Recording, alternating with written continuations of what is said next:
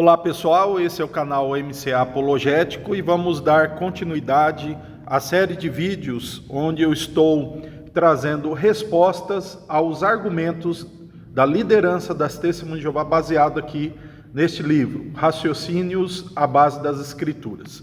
Estamos aí na página 399, que é a parte onde a liderança TJ apresenta argumentos contra a doutrina da Trindade. Chegamos aqui a uma parte em que eles perguntam: ensina a Bíblia que o Espírito Santo é uma pessoa?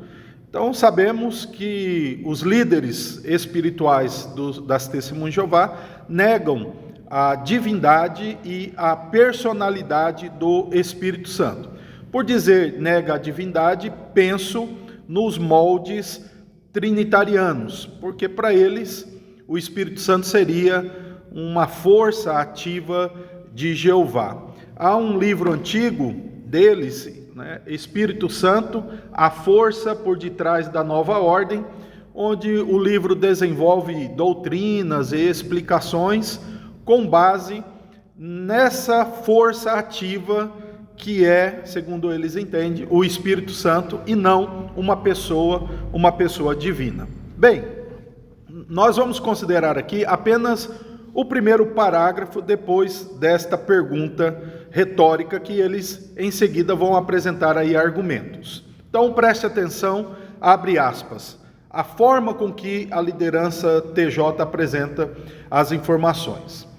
Alguns textos individuais que mencionam o Espírito Santo, e aqui eles escrevem em minúsculo, entre parênteses eles escrevem Espírito Santo com letra maiúscula, apontando a Almeida atualizada, talvez pareçam indicar uma personalidade. Então já vamos ficar por aqui que você já nota a indução que eles levam os seus leitores a chegarem. Observe que eles falam, alguns textos individuais parecem indicar uma personalidade. Então eles já diminuem a quantidade e enfraquecem a evidência ao dizer que alguns textos parecem. E aí continua, abre aspas. Por exemplo, fala-se do Espírito Santo como ajudador, consolador, que ensina, dá testemunho, fala e ouve.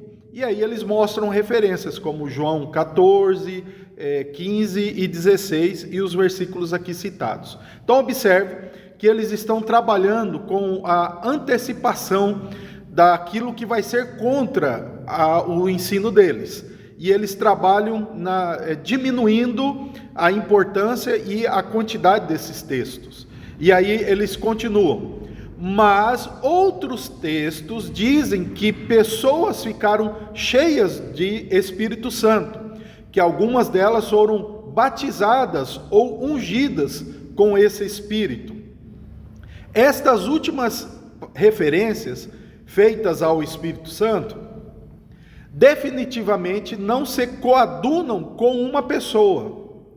Para entender o que a Bíblia como um todo ensina, esses textos todos precisam ser considerados. Qual é a conclusão razoável? A de que os primeiros textos citados aqui empregam uma figura de linguagem, personificando o Espírito Santo de Deus, sua força ativa, assim como a Bíblia personifica também a sabedoria, o pecado, a morte, a água e o sangue. Vamos ficar até aqui. Olha só como que a argumentação é dissimulada e oculta princípios que eles pretendem levar as pessoas a adotarem. Observamos aí, como eu destaquei, eles diminuem, dizendo alguns textos parecem indicar que o Espírito Santo é uma pessoa. E depois eles falam que existem outros textos que falam em que pessoas são cheias, preenchidas do Espírito Santo ou ungidas. Aí eles dizem, olha, nós precisamos harmonizar todos eles. Então, os primeiros devem ser considerados como uma figura de linguagem personificando o Espírito Santo. Notaram? Quem é que diz que esses últimos textos determinam que aqueles devem ser considerados linguagem figurada? E por que não o inverso? Simplesmente porque eles decidiram fazer isso. A preferência deles é que o Espírito Santo não pode ser considerado uma pessoa, há a predisposição de rejeitar. Então eles usam textos bíblicos que vão normatizar a interpretação de outros. Bem, primeiro quem são eles para dizer quais das duas passagens, né, da classe de passagens, é que vai determinar o sentido? Não, eles não possuem nem autoridade exegética para isso, não possuem nenhuma autoridade inspirada, eles não são, para dizer qual classe de textos é determinante. Mas o que nós devemos fazer diante disso? Em primeiro lugar, nós vamos considerar que os textos que demonstram que ele é uma pessoa, aceitar como tais. E os textos que dizem que ele é derramado, que o Espírito é derramado, preenchido, também vamos aceitar como tais. Então, como é harmonizar eles? Não precisa nenhuma contradição e nem usar um como camisa de força hermenêutica para o outro. Acontece que o Espírito Santo, sendo Deus, a Bíblia, ao mostrar que ele é onisciente, onipresente, aliás, ele é capaz de estar em todo lugar. Daí, a linguagem ser derramada, ou ser derramado, ou ser ungido, essa linguagem é adequada àquilo que o Espírito Santo faz em indivíduos. Por exemplo, a Bíblia mesmo diz que nós devemos nos revestir de Cristo. Sim, está na Bíblia isso. E quem sabe aí alguém tenha curiosidade de buscar esse texto, né? Principalmente os que dizem que o Espírito Santo não é uma pessoa. Quando a Bíblia diz que nós devemos nos revestir de Cristo, isso significa então que nós vamos pegar esse texto e dizer que ele não coaduna com os textos que dizem que Jesus é uma pessoa, e vamos então considerar que aqueles textos que dizem que Jesus é uma pessoa é uma personificação? Não.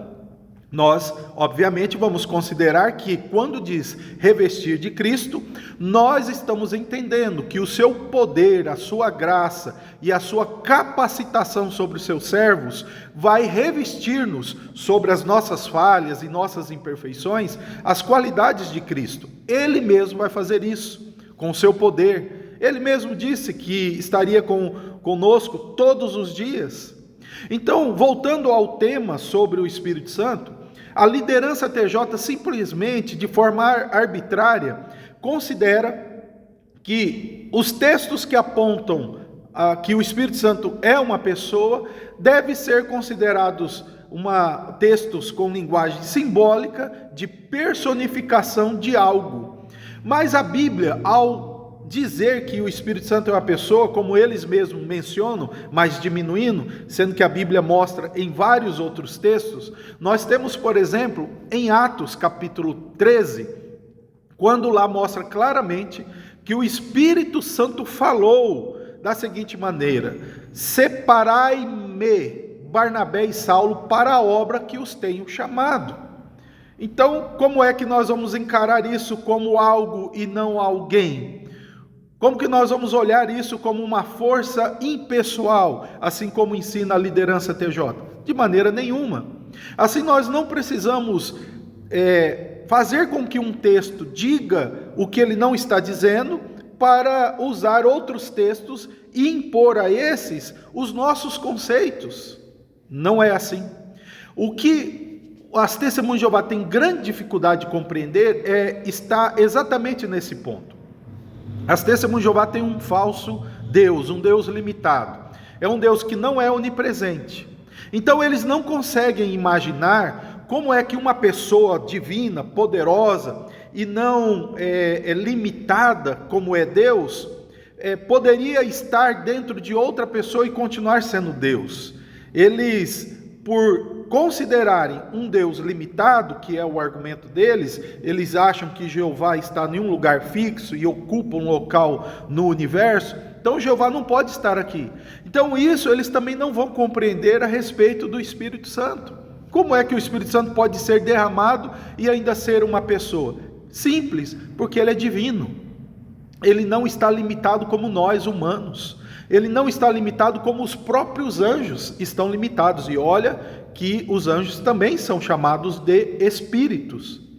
Por isso que devemos considerar o que a Bíblia diz sobre ele, isto é, o Espírito Santo, e não só o termo. Porque muitas testemunhas de Jeová também vão dizer, olha, mas a palavra Espírito significa vento, né? Mas usa-se também para Jeová, que é uma pessoa, segundo eles. Usa-se também para anjos, que são pessoas. Então, o termo Espírito em si não define, mas sim aquilo que diz a respeito desse Espírito. E o que a Bíblia diz a respeito do Espírito Santo? Que ele, de fato, é pessoal. O grande problema dos seguidores da torre de vigia ou do corpo governante é que eles não compreendem que se o Espírito Santo não se revelou nas Escrituras com presença pessoal, isso não implica que ele não seja uma pessoa. O que quero dizer com isso? Às vezes nós temos a visão de Deus sentado no trono, sabemos do Senhor Jesus como pessoa, e aí eles dizem, o Espírito Santo nunca apareceu aqui. Mas e daí? Se a Bíblia diz que ele é uma pessoa, simples, nós consideramos a pessoa por suas qualidades que apontam sua personalidade, e não se ele aparece de alguma forma, com alguma forma. Que, aliás, detalhe, as próprias testemunhas de Jeová compreendem, aí nesse ponto corretamente, que quando a Bíblia fala que Deus tem olhos, que ele tem mão, que isso é aquilo que é classificado como antropomorfismo. Deus não tem formas. Então note, quando a Bíblia diz que o Espírito Santo é derramado, eles não querem usar essa compreensão para que de alguma forma não venha negar as outras passagens bíblicas que apontam para a personalidade do Espírito Santo. Ele, portanto, o Espírito Santo é capaz de se derramar nos discípulos de Cristo. O Espírito Santo é capaz de nos encher, de nos ungir e continuar sendo pessoa, o que os seguidores do corpo governante não compreendem. Assim, este argumento aqui apresentado é falho, porque é arbitrário, simplesmente arbitrário, sem nenhum princípio exegético, hermenêutico e muito menos ter uma inspiração divina para tomar essa decisão. Que Deus continue nos mantendo na sua verdade.